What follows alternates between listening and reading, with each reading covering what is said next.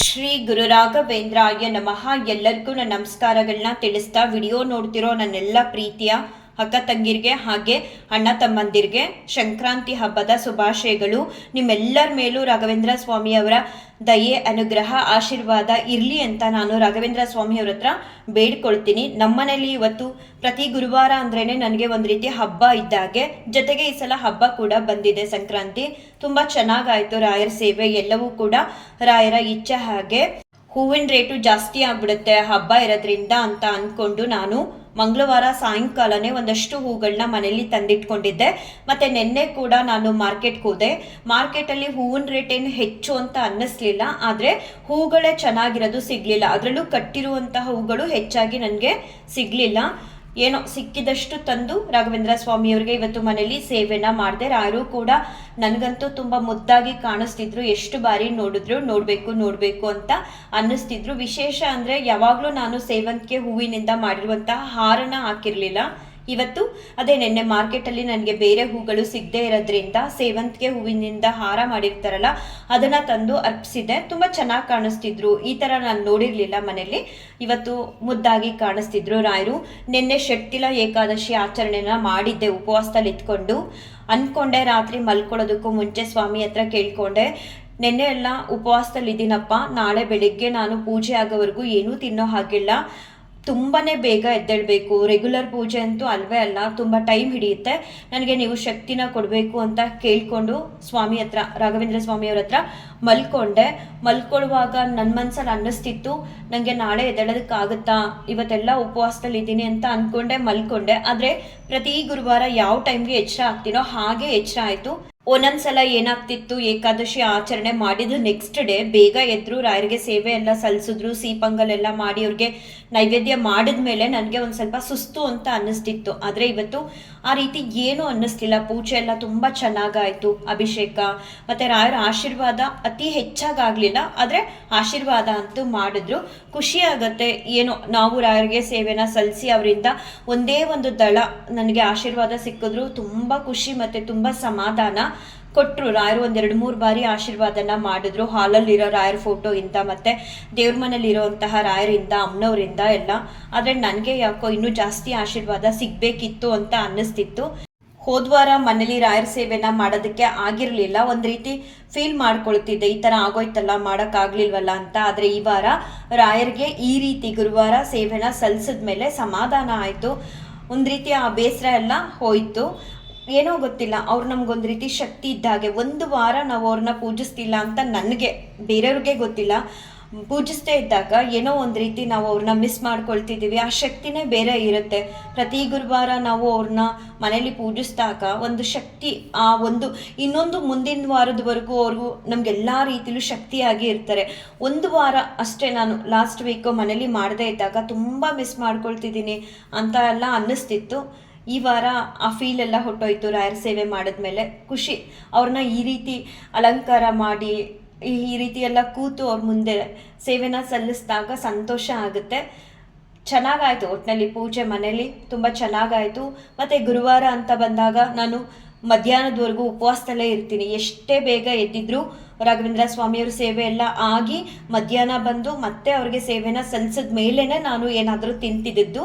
ಆದರೆ ನಿನ್ನೆ ಎಲ್ಲ ಉಪವಾಸದಲ್ಲಿದ್ದೆ. ಮತ್ತು ದ್ವಾದಶಿ ದಿನ ಪಾರಾಯಣ ಸಮಯ ಅಂತ ಬಂದಾಗ ನಾವು ಊಟ ಮಾಡಲೇಬೇಕಲ್ವಾ, ಇಲ್ಲ ಅಂತಂದರೆ ಏಕಾದಶಿ ಮಾಡಿ ಪ್ರಯೋಜನ ಇಲ್ಲ. ಅಂದರೆ ಆ ವ್ರತಕ್ಕೆ ನಾವು ಕಂಪ್ಲೀಟಾಗಿ ಪಾರಾಯಣ ಸಮಯದಲ್ಲಿ ಊಟನ ಮಾಡದೇ ಇದ್ದರೆ ಕಂಪ್ಲೀಟಾಗಿ ವ್ರತ ಮಾಡ್ದು ಅನ್ನೋ ಹಾಗೆ ಆಗಲ್ಲ. ಆ ಕಾರಣಕ್ಕೆ ಏನು ಮಾಡಿದೆ, ಸ್ವಾಮಿಯವ್ರ ಹತ್ರ ರಾಘವೇಂದ್ರ ಸ್ವಾಮಿಯವ್ರ ಹತ್ರ ಕೇಳಿಕೊಂಡೆ, ಈ ರೀತಿ ಇದೆ ಅಪ್ಪ, ನಾನು ಸ್ವಲ್ಪ ಊಟ ಮಾಡ್ಕೊಳ್ತೀನಿ ಅಂತ ಹೇಳಿ ಬೆಳಗ್ಗೆ ಮನೇಲಿ ಪೂಜೆ ಎಲ್ಲ ಆದಮೇಲೆ ಊಟ ಮಾಡಿದೆ. ಊಟ ಮಾಡೋದಕ್ಕೂ ಮುಂಚೆ ಮನೆ ಹತ್ರ ಗೋಮಾತೆ ಬಂದಿತ್ತು.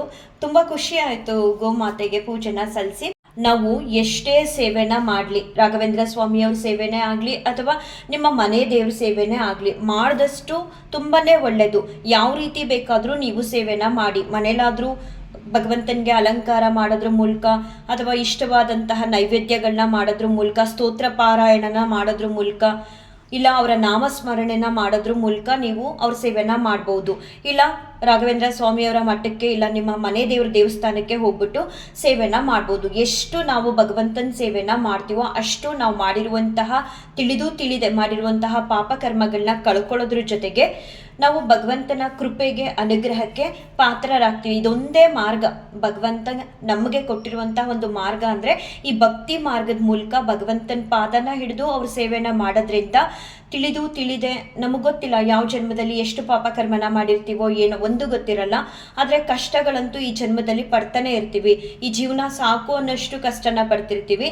ಸೊ ಆ ಕಷ್ಟಗಳಿಂದ ಎಲ್ಲ ನಾವು ಹೊರಗಡೆ ಬರಬೇಕು ಅಂತ ಅಂದರೆ ಈಸಿ ಒಂದು ದಾರಿ ನಮಗೆ ಭಗವಂತ ಮಾಡಿಕೊಟ್ಟಿರೋದು ಭಗವಂತನ ಸೇವೆನ. ಯಾರೆಲ್ಲ ಶ್ರದ್ಧಾ ಭಕ್ತಿ ನಿಷ್ಠೆಯಿಂದ ನೀವೇನೇ ಸೇವೆ ಮಾಡಿ ಆ ಸೇವೆಯ ಫಲನ ಭಗವಂತ ಇಲ್ಲ ಅಂದ ಹಾಗೆ ಕೊಟ್ಟೇ ಕೊಡ್ತಾನೆ. ಸಮಯ ಅನ್ನೋದು ಬರಬೇಕು. ಸಮಯ ಅನ್ನೋದು ಬರಲಿಲ್ಲ ಅಂದ್ರೂ ಪುಣ್ಯ ಅನ್ನೋದನ್ನು ನೀವು ಸಂಪಾದನೆ ಮಾಡ್ತೀರಾ. ಈಗ ಕೆಲವ್ರಿಗೆ ನಮ್ಗೇನೂ ಕಷ್ಟ ಇಲ್ಲಪ್ಪ, ಆದರೂ ಎಷ್ಟೋ ಜನ ಭಗವಂತನ ಸೇವೆನ ಹೇಗೆಲ್ಲ ಮಾಡ್ತಾರೆ ಅಂದರೆ ನಾವು ನೋಡಲ್ಲ ಅಷ್ಟೇ. ಕೆಲವ್ರಿಗೆ ಯಾವುದೇ ಸಮಸ್ಯೆ ಇರಲ್ಲ, ಆದರೂ ಭಗವಂತನ ಸೇವೆ ಮಾಡಬೇಕು ಅಂತ ಹೇಳಿ ಆಸೆ ಪಟ್ಟು ಭಗವಂತನ ಸೇವೆನ ಇದಕ್ಕಿಂತ ಹೆಚ್ಚಾಗಿ ಮಾಡ್ತಾರೆ. ನೋಡಿದಾಗ ಅದನ್ನೆಲ್ಲ ತುಂಬ ಖುಷಿ ಆಗುತ್ತೆ. ನಾವು ಯಾವುದೇ ಅಪೇಕ್ಷೆಗಳನ್ನ ಇಟ್ಕೊಳ್ಳದೆ ಮಾಡ್ತೀವಲ್ಲ ಭಗವಂತನ ಸೇವೆ, ಅದು ತುಂಬಾ ಶ್ರೇಷ್ಠ ಫಲನ ನಮಗೆ ತಂದುಕೊಡುತ್ತೆ. ಏನೇ ಮಾಡಲಿ ಭಗವಂತ ನೀನು ಪ್ರೀತಿಯಾಗು, ನೀನು ಪ್ರೀತ್ಯರ್ಥರಾಗಿ ಅಂತ ಹೇಳಿ ಮಾಡ್ತೀವಲ್ಲ ಸೇವೆ, ಅದು ಒಂದು ರೀತಿ ತುಂಬಾ ತೃಪ್ತಿನ ಕೊಡುತ್ತೆ ನಮಗೆ. ಆತ್ಮತೃಪ್ತಿ ಅಂತ ಹೇಳ್ತಾರಲ್ಲ, ಅದನ್ನು ತಂದುಕೊಡುತ್ತೆ. ತುಂಬ ಜನನ ನಾನು ಆ ರೀತಿ ನೋಡಿದ್ದೀನಿ. ಯಾವ ಕಷ್ಟಗಳು ಇರಲ್ಲ, ಆದರೆ ನನಗಿಂತ ಹೆಚ್ಚಾಗಿ ಭಗವಂತನ ಸೇವೆನ ಮಾಡ್ತಾರೆ. ಖುಷಿ ಆಗುತ್ತೆ. ಯಾರೇ ಭಗವಂತನ ಸೇವೆನ ಹೇಗೆ ಮಾಡಿದ್ರು ತುಂಬಾ ಒಳ್ಳೆಯದು. ನಾವು ಅಂದ್ಕೊಳ್ತೀವಿ ಏನು ಬರೀ ಕಷ್ಟ, ನಾವು ಭಗವಂತನ ಸೇವೆ ಅಂತ ಮಾಡ್ತಿದ್ದೀವಿ, ಬಟ್ ನಮಗೇನು ಒಳ್ಳೇದಾಗ್ತಿಲ್ಲ ಅಂತ ಅಂದ್ಕೊಳ್ಳದೆ ನಿಷ್ಠೆಯಿಂದ ಭಗವಂತನ ಸೇವೆನ ಮಾಡ್ತಾ ಹೋದಾಗೆಲ್ಲ ನಾವು ಕಳ್ಕೊಳ್ಳೋದಕ್ಕಿಂತ ಪಡ್ಕೊಳ್ಳೋದು ಹೆಚ್ಚಾಗುತ್ತೆ. ಆದರೆ ತಡ ಆಗ್ಬೋದು. ಭಗವಂತನ ಅನುಗ್ರಹ ನಿಮ್ಮ ಮೇಲೆ ಒಂದು ಸರಿ ಆಯಿತು ಅಂತ ಅಂದರೆ ಭಗವಂತ ನಿಮ್ಮನ್ನು ಉದ್ಧಾರ ಮಾಡ್ತಾರೆ. ಎಲ್ಲ ಕಷ್ಟ ಕಾರ್ಪಣ್ಯಗಳನ್ನೂ ಕೂಡ ನೀವಿಂದ ದೂರ ಮಾಡಿ ನೆಮ್ಮದಿಯಾಗಿ ಬದುಕೋದಕ್ಕೆ ಏನು ಅವಶ್ಯಕತೆ ಇದೆಯೋ ಅದನ್ನೆಲ್ಲವನ್ನೂ ಕೂಡ ಕೊಟ್ಟು ನಿಮಗೆ ಅನುಗ್ರಹ ಆಶೀರ್ವಾದ ಮಾಡ್ತಾ ಜೀವನದಲ್ಲಿ ನಿಮ್ಮ ಜೊತೆಯಾಗಿ ಇದ್ದು ಕೈ ಹಿಡಿದು ಮುಂದೆ ಕರ್ಕೊಂಡು ಹೋಗ್ತಾರೆ. ಯಾರಿಗೆಲ್ಲ ಇವತ್ತು ಮನೇಲಿ ಸಾಧ್ಯ ಆಗಿಲ್ವೋ ರಾಘವೇಂದ್ರ ಸ್ವಾಮಿಯವ್ರ ಪೂಜೆನ ಮಾಡೋದಕ್ಕೆ, ಅವರು ಇಲ್ಲೇ ಒಂದು ಸಾರಿ ಭಕ್ತಿಯಿಂದ ರಾಘವೇಂದ್ರ ಸ್ವಾಮಿಯವ್ರನ್ನ ನೋಡಿ ನಮಸ್ಕಾರನ ಮಾಡ್ಕೊಳ್ಳಿ. ರಾಯರ ಆಶೀರ್ವಾದ ನಿಮ್ಮೆಲ್ಲರ ಮೇಲೂ ಇರಲಿ ಅಂತ ನಾನು ಇನ್ನೊಮ್ಮೆ ರಾಯರ ಹತ್ರ ಬೇಡ್ಕೊಳ್ತಾ ಅತ ಶ್ರೀ ರಾಘವೇಂದ್ರ ಸ್ತೋತ್ರಂ ಶ್ರೀ ಪೂರ್ಣಬೋಧ ಗುರುತೀರ್ಥಪಯೋಬ್ಧಿಪಾರ ಕಾಮಾರಿಮಾಕ್ಷಮಶಮಾಕ್ಷಿರಸ್ಪೃಶಂತಿ ಪೂರ್ವೋತ್ತರಾಮಿತತರಂಗಜರಸ್ಸು ಹಂಸ ದೇವಾಲಿ ಸೇವಿತ ಪರಾಗ್ರಿ ಪ್ರಯೋಜಲಗ್ನ ಜೀವೇಶ ಭೇದ ಗುಣಪೂರ್ತಿ ಜಗತ್ಸ ಸತ್ವ ನೀಚೋಚ್ಚ ಭಾವ ಮುಖನಗ್ರಣೈ ಸಮೇತ ದುರ್ವಾದಿಜಾಪತಿ ಗಿಲೈ ಗುರು ರಾಘವೇಂದ್ರ ವಾಗ್ದೇವತಾ ಸರಿದಂ ವಿಮಲೀಕರೋತು ಶ್ರೀರಾಘವೇಂದ್ರ ಸಕಲ ಪ್ರದಾತ ಸ್ವಬಾಧ ಕಂಜದ್ವಯ ಭಕ್ತಿ ಮಧ್ಯ ಅಗಾದ್ರಿ ಸಂವೇದನ ದೃಷ್ಟಿವಜ್ರ ಕ್ಷಾಮ ಸುರೇಂದ್ರೋ ಉತ್ತಮಾಂ ಸದಾಯಂ ಶ್ರೀರಾಘವೇಂದ್ರೋ ಹರಿಪಾದ ಕಂಚ ನಿಷೇವಣಾಬ್ಧ ಸಮಸ್ತ ಸಂಪತ್ತು ದೇವಸ್ವಭಾವೋ ದಿವಿಜದ್ರುಮೋಯಮಿಷ್ಟಪ್ರದೋ ಮೇ ಸತತಂ ಸಭೂಯಾತ್ ಭವ್ಯ ಸ್ವರೂಪೋ ಭವದುಃಖತೂಲ ಸಂಗಾಗ್ನಿಚರ್ಯ ಸುಖಧೈರ್ಯಶಾಲಿ ಸಮಸ್ತ ದುಷ್ಟಗ್ರಹ ನಿಗ್ರಹೇಶೋ ದುರತ್ಯಯೋ ಪ್ಲಪ್ಪಲ್ಲವ ಸಿಂಧು ಸೇತುಃ ನಿರಸ್ತ ದೋಷೋ ನಿರವಧ್ಯ ವೇಷ ಪ್ರತ್ಯರ್ಥಿ ಮೋಕತ್ವ ನಿಧಾನ ಭಾಷಃ ವಿದ್ವತ್ ಪರಿಚ್ಛೇಯ ಮಹಾವಿಶೇಷ ವಾಗ್ವೈಖರಿ ನಿರ್ಜಿತ ಭವ್ಯಶೇಷಃ ಸಂತಾನ ಸಂಪತ್ ಪರಿಶುದ್ಧ ಭಕ್ತಿ ವಿಜ್ಞಾನ ವಾಗ್ದೇಹ ಸುಪಾಠವಾದೀನ್ ತತ್ವಾ ಶರೀರೋತ್ತ ಸಮಸ್ತ ದೋಷಾನ್ ಹತ್ವೋಸನೋದ್ವದ್ ಗುರು ರಾಘವೇಂದ್ರ ಯತ್ಪಾದೋದಕ ಸಂಚಯ ಸುರನದಿ ಮುಖ್ಯಾಪಗ ಸಾಂದಿತ ಸಂಖ್ಯಾ ಅನುತ್ತಮ ಪುಣ್ಯ ಸಂಘ ವಿಲಸತ್ ಪ್ರಖ್ಯಾತ ಪುಣ್ಯಾವಹ ದುಸ್ತಾಪತ್ರಯ ಶಾಸನೋ ಭೂವಿಮಹ ವಂದ್ಯ ಸುಪುತ್ರ ಪ್ರದೋ ವ್ಯಂಗಸ್ವಂಗ ಸಮೃದ್ಧಿತೋ ಗ್ರಹ ಮಾಪಾಪಾಪಹಸ್ತಂ ಶ್ರೇಯೇ ಯತ್ಪಾದ ಕಂಜ ರಜಸಾ ಪರಿಭೂಷಿತಾಂಗ ಯತ್ಪಾದ ಪದ್ಮ ಮಧುಪಾಯಿತ ಮಾನಸಾಯೇ ಯತ್ಪಾದ ಪದ್ಮ ಪರಿಕೀರ್ತನ ಜೀರ್ಣವಾಚಃ ಸ್ತಬ್ಧಶನಂ ದುರಿತಕಾನನ ದಾವಭೂತಂ ಸರ್ವತಂತ್ರ ಸ್ವತಂತ್ರೋಸು ಶ್ರೀಮದ್ವಮದಮರ್ದನಃ ವಿಜಯೇಂದ್ರ ಕರಾಬ್ಜೋದ್ರ ಸುಧೀಂದ್ರವರ ಪುತ್ರಕಃ ಶ್ರೀರಾಘವೇಂದ್ರೋ ಯತಿರಡ್ಗುರುರ್ಮೇಸ್ಯಾದ್ಯಪಯಾಪಃ ಜ್ಞಾನಭಕ್ತಿ ಸುಪುತ್ರ ಯಶಸ್ವಿ ಪುಣ್ಯವರ್ಧನಃ ಪ್ರತಿವಾದಿ ಜಯಸ್ವಾಂತ ವೇದ ಚಿನ್ನಾದರೋ ಗುರುಃ ಸರ್ವವಿದ್ಯ ಪ್ರವೀಣೋನ್ಯೋ ರಾಘವೇಂದ್ರಾನ್ಯ ವಿದ್ಯತೆ ಅಪರೋಕ್ಷೀಕೃತ ಶೇಷ ಸಮಪೇಕ್ಷಿತ ಭಾವಜಃ